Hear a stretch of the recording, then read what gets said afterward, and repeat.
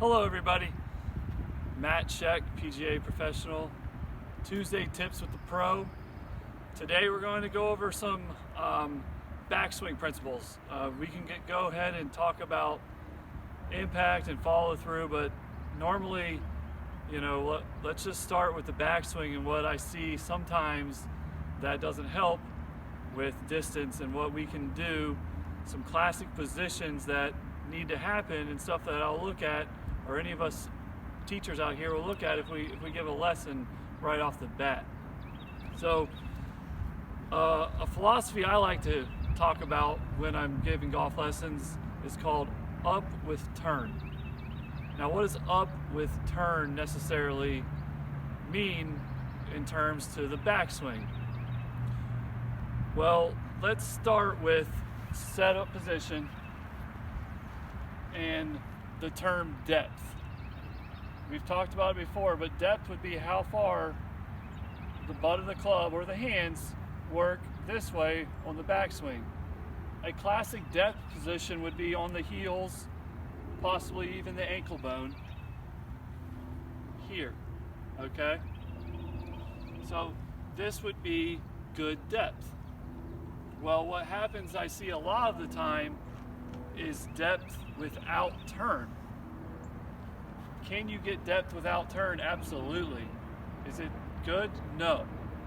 So depth without turn, honestly, sometimes starts the club inside, and your hands do get to the position, but the shoulders have not turned to get you there. Let me show you kind of what I'm talking about here. If you set up, you can get depth with just your arms, but you have not turned.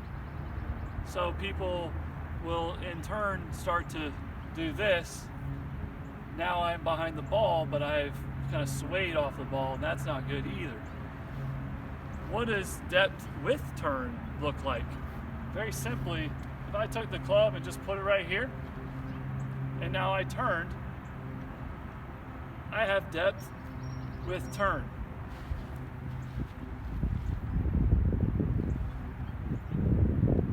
That is a good turn. I haven't had to slide to get behind the ball. So again, what's a classic left arm position for a golfer?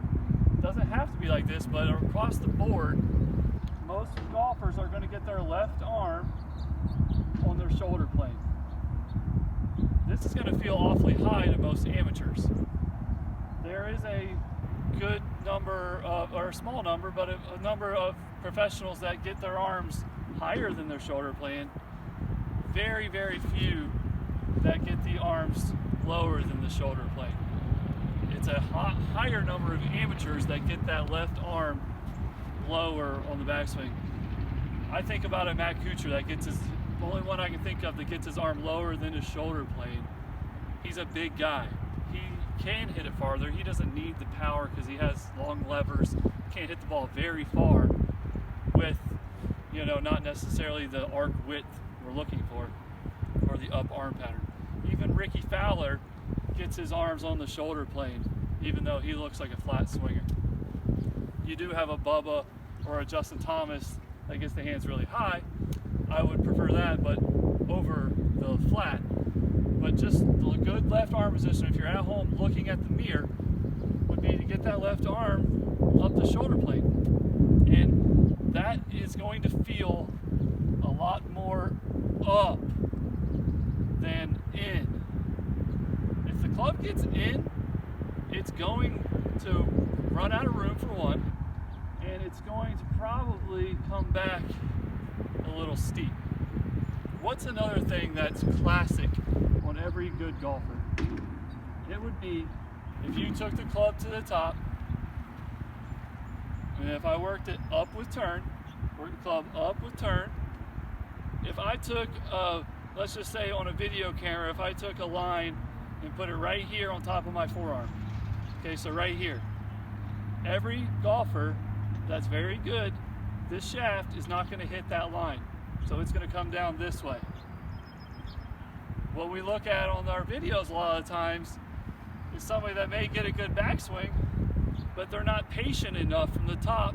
And what happens is, here's the line, they swing their arms down first, or they pull the club, or they're not patient enough to get it up there and let it kind of shallow out.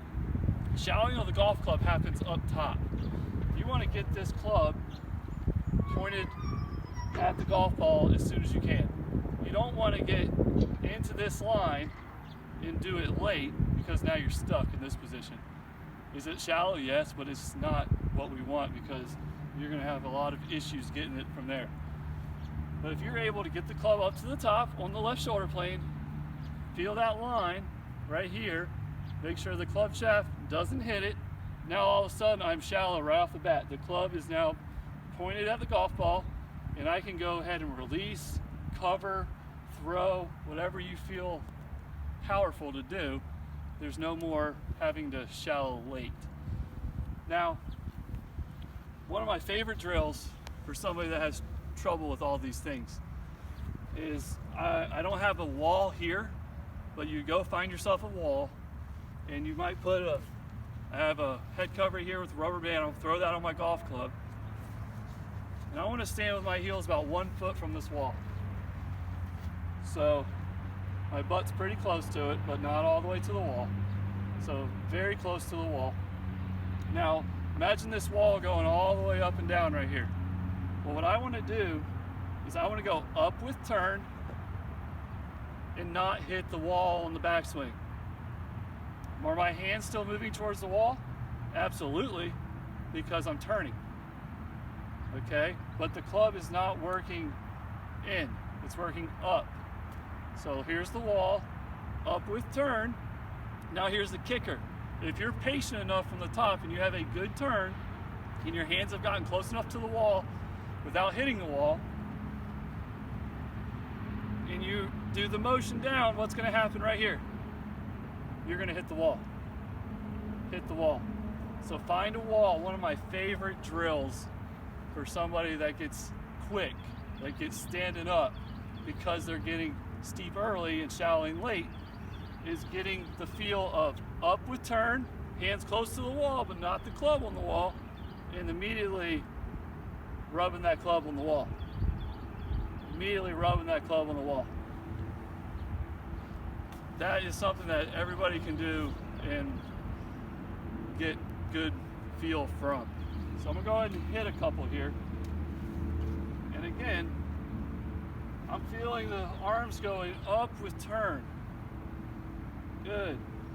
Is it if you want to check yourself on the backswing, if you can take a backswing and extend your arms, you probably got enough turn. Same thing on the follow through. If you can go halfway through your follow through and extend your arms, you probably have enough turn. It's when you start to go inside. Now I extend my arms. Look where it goes. When you extend your arms, it should go where your chest is pointed. So check yourself. You know, take a backswing, take the club and extend my arms and make sure it's going right behind you. So up with turn, don't hit the wall. Be patient in that transition.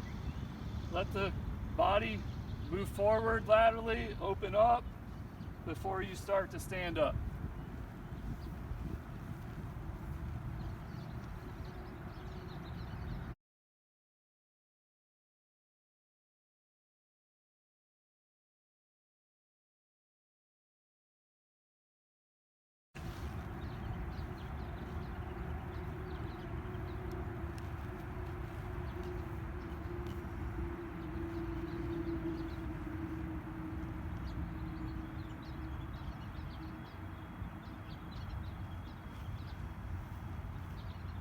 Hands to the wall, not the club head.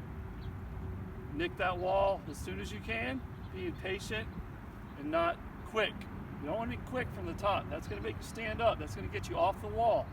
You want to very quickly get the club pointed at the ball, so then we can go ahead and release it. We're all playing early. We don't have to do it late.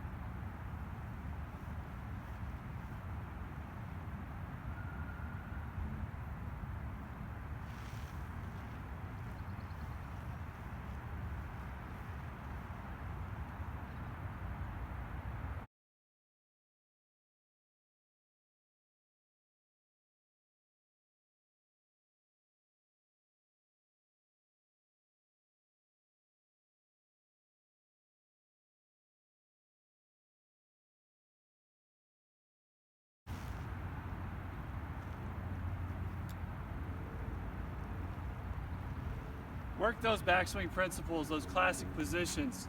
Check yourself in the mirror. Make sure the left arm is getting up on the shoulder plane. Shoulder plane is tilted down just a little bit. That will look like this. Okay, then make sure our hands are working around with turn, not with rolling of the wrist and getting the club into the wall.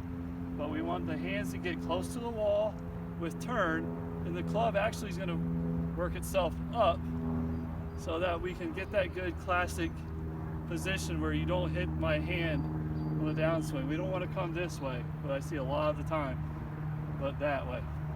Thank you for watching.